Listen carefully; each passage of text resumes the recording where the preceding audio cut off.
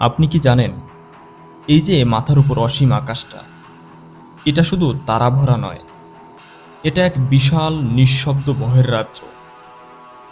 মহাকাশে কোনো শব্দ নেই, না কোনো চিৎকার, না কোনো বিস্ফোরণের গর্জন, কারণ সেখানে নেই কোনো বাতাস। শব্দ যেখানে ছড়াতে পারে না। কিন্তু কিন্তু নীরব এই মহাকাশেই প্রতি সেকেন্ডে ঘটে যাচ্ছে কোটি কোটি বিস্ফোরণ। নক্ষত্রগুলো মরে যাচ্ছে, আবার জন্ম নিচ্ছে নতুন তারারা। এক একটা সুপারনোভার শক্তি, একটা কোটি হিরোশিমার বোমার থেকেও বেশি।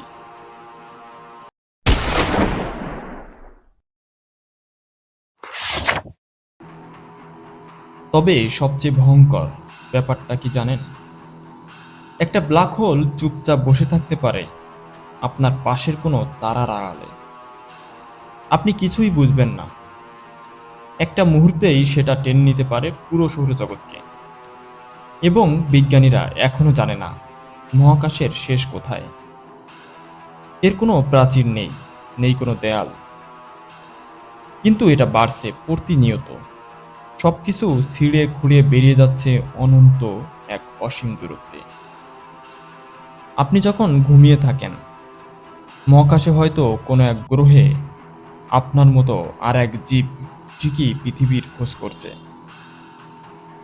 এই রহস্যময় মহাকাশ, যা আমরা মাত্র 5% বুঝতে পেরেছি, বাকি 95% তা আজও আমাদের অজানা।